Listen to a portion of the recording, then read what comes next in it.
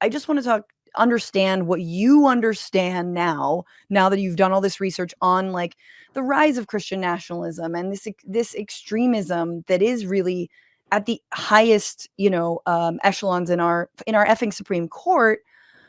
What is this obsession with like family? What do they think is going to happen when women can no longer get safe abortions and children are basically, I don't know, homeschooled into being what, like Amazon worker bees? I'm not really sure why, but like this obsession with women and children.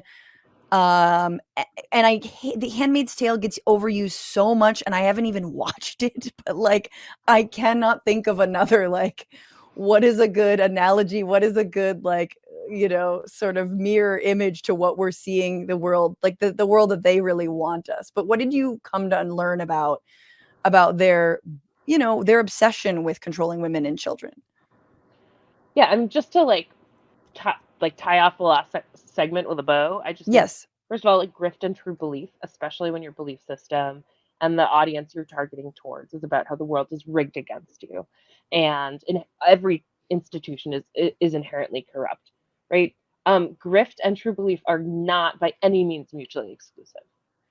I'm getting one over on a world that's rigged. That I sincerely believe to be rigged and evil. Like this is a very internally consistent like way of behaving. So I think the sort of either or question, grift or true belief, is yes. Both. Yeah. Yeah, both. It can be both.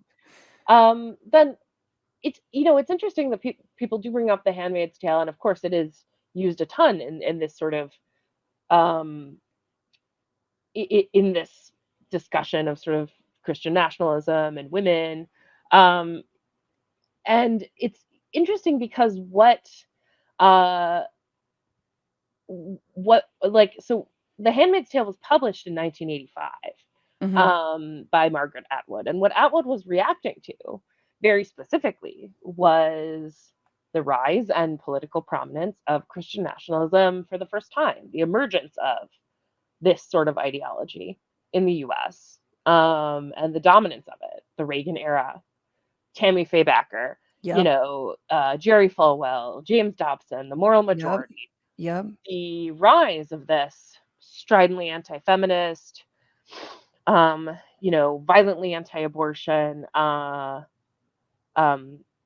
violently sort of anti-child Mm-hmm. ideology of coercion and control. So I do think it's a worthwhile comparison, but it's also worthwhile to note that specifically what she was inspired by in describing this future dystopia was what she was seeing on the American political scene. And what we're seeing now is the evolution of that ideology over the course of 50 years of building tremendous power, Yeah. most successfully in the legislative sphere, in the sort of in the you know judges, courts, in the legal sphere, um, certainly in state legislatures. Mike Johnson, though Speaker of the House, is really, I mean, he's really radical. Like it is worth noting, like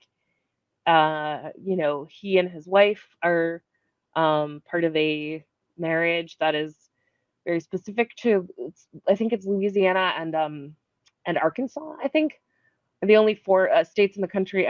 I may have that wrong, but there are very few states in the country that have this form of marriage called covenant marriage, which essentially means you enter into a legal agreement where you can't. It essentially like does voluntarily does away with no fault divorce. They Hmm. have to undergo a certain number of months of state mandated marital counseling before they can divorce. So, Jesus. um, Which is what they are actually trying to do, is get rid of no fault divorce. I mean, that's what's crazy to me, is like this sort of like, oh, they won't go after IVF, they go after IVF. Oh, well, but the limits are, we're only going after same-sex marriage, not, whatever, like, heterosexual marriage. Well, but then now we're trying to get rid of no fault divorce, which is once again this really insidious way of ensuring mostly women, although not all people, are stuck in abusive relationships. Yeah, I mean, And yeah, yeah, like it is really what I say in the book repeatedly is they're coming for all of it. Also, sorry, my ears are too small and my head earbuds keep falling out. I have I tiny, have that problem too. weirdly tiny ears. Anyway, but yeah, no, just the point is like what I say in the book is they're coming for all of it. Yeah. And I mean it. I mean, like we could. There's certainly a rise in attacks on no fault divorce, including from Vance, our favorite guy, but also from Johnson. Also, repeated attempts to have it in have opposition to no fault divorce in um, party platforms, Texas, even in the GOP platform in 2016, as they were nominating this like thrice divorced dude as their nominee. Yeah, I mean, yes, and the fight to bring about no fault divorce was a 3-decade fight, and there have been concrete studies that showed that when no fault divorce was introduced, and people no longer had to like travel across country to establish residency in Nevada so they could, you know, get a divorce, right? Which obviously was only available to people who were financially privileged enough to do that. There was a sharp decrease in femicide, Yeah. in domestic violence, you know, in yeah, like murder. Yeah. So yeah, what we're looking at is people who are advocating for the control of women, ultimately the deaths of women, um, both of being denied proper treatment for abortion, but also, I think it's worth pointing out,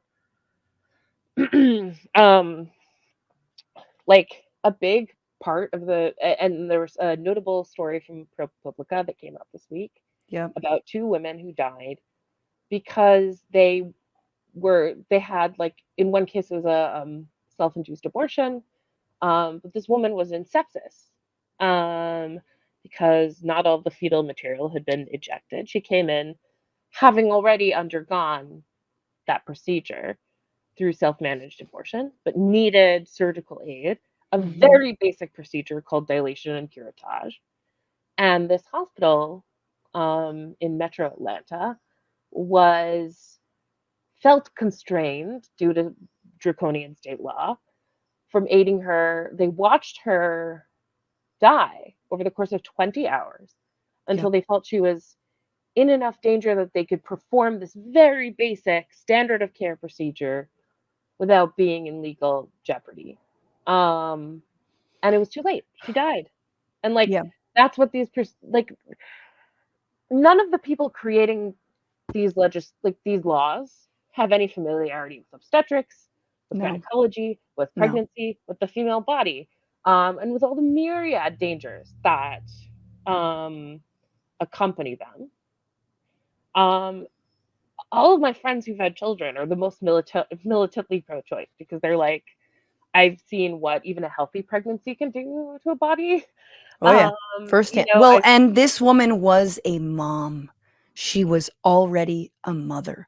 And she was a mother. She was 60% of people who 28. seek abortion are already parents. So Yeah, it's just like you just you just killed someone's mother. She didn't have to die. And I mean, but you're right. Like this is the kind of stuff. I mean, this is the kind of thing that where it's like, we'll move on. We move on for the 13-year-old who was, forced to carry their rapist child. We move on from the Haitian migrants who are supposedly eating dogs, and we just kind of like incorporate this into our lives, which is why I really appreciate you sort of giving us this roadmap in the book to be like, here's the plan.